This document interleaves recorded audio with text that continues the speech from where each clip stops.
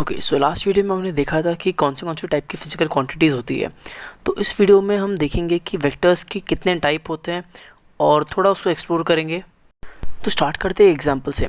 जैसे सपोज़ इस बंदे को जाना है रोड के उस साइड और सपोज़ इसकी स्पीड है 1 मीटर पर सेकंड, बट इसको हमें डायरेक्शन में देना पड़ेगा। तो इसलिए हमने बताया कि राइट साइड में इसका डायरेक्शन है।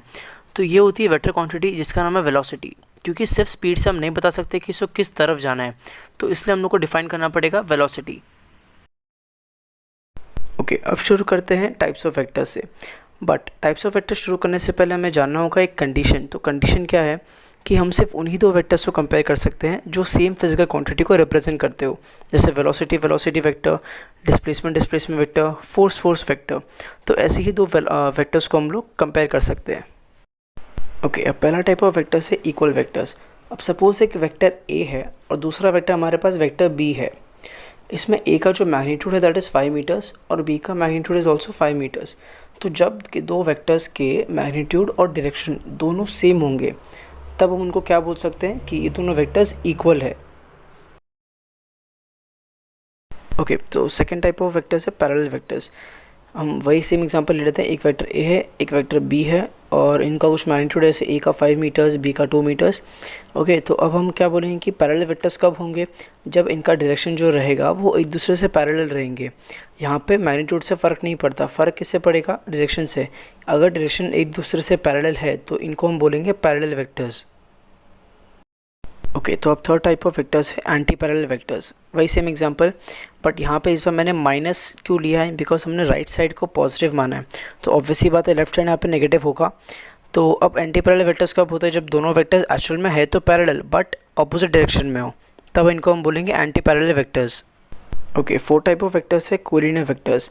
अब कोलिनियर वेक्टर समझने से पहले हमको कोलिनियर पॉइंट समझना ज़्यादा ज़रूरी है। तो कोलिनियर पॉइंट्स क्या होते हैं? The points through which we can make a straight line are called collinear points. So basically जो कोलिनियर वेक्टर्स होते हैं, these vectors pass through common collinear points. Okay, और इसको हम बोलते हैं कि they have the same support और common support. Okay, so no fifth vectors are zero vectors. अब इन वेक्टर्स में कोई मैग्नीट्यूड नहीं होता, इसलिए हम इसका डायरेक्शन डिफाइन नहीं कर सकते। ऐसा बोलते हैं कि इसका कोई आर्बिट्ररी यानी कुछ डायरेक्शन होता है बट हमें पता नहीं वो डायरेक्शन, हम डिफाइन नहीं कर सकते उसको। तो these are called zero vectors जिनका मैग्नीट्यूड जीरो होता है। ओके, तो जो सिक्स टाइप ऑफ वेक्टर्स है ये है यूनिट वेक्टर्स, और इनके नाम के ऊपर हम कोई एरो नहीं लगाते, इंस्टेड हम एक कैप यूज़ करते हैं, तो इसलिए इसको बोलते हैं ए कैप वेक्टर। और बेसिकली इसका जो मैग्नीट्यूड होता है दैट इज़ 1, और यूजुअली इसको हम यूज़ करते हैं दूसरे वेक्टर्स का डायरेक्शन डिनोट करने के लिए। यूनिट वेक्टर निकालने का भी एक प्रॉपर फार्मूला होता है। तो फार्मूला क्या है? Vector divided by its magnitude. अगर वेक्टर किससे बनता है? वेक्टर एक डायरेक्शन और एक मैग्नीट्यूड से बनता है, बट अगर आप डायरेक्शन और मैग्नीट्यूड में से मैग्नीट्यूड को हटा दो तो बचेगा क्या आपके पास? डायरेक्शन। तो इस तरह से ये फार्मूला आ सकता है। ओके, सो 7 टाइप के वेक्टर्स है ऑर्थोगोनल यूनिट वेक्टर्स, और ये जो यूनिट वेक्टर्स होते हैं ये हमें मिलता है कोऑर्डिनेट सिस्टम के प्लेन से।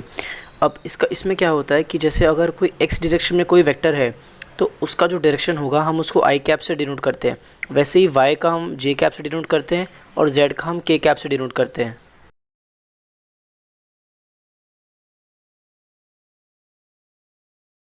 Okay, so 8 type of vectors are polar vectors. So vectors जो जिनका कोई स्टार्टिंग पॉइंट होता है या फिर एक पॉइंट ऑफ एप्लीकेशन होता है, इनको बोलते हैं पोलर वेक्टर्स। सपोज़ एक बॉक्स है और मुझे इसको राइट साइड में शिफ्ट करना है, तो मैंने इसको लेफ़्ट साइड से एक फोर्स अप्लाई किया और x न्यूटन का। सो जो पॉइंट जिस पॉइंट से मैंने फोर्स अप्लाई किया that is called as point of application, और इसीलिए force is a polar vector. Okay, so 9 type of vectors are axial vectors.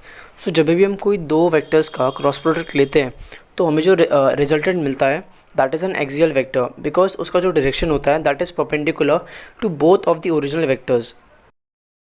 Okay, so 10 type of vectors are coplanar vectors.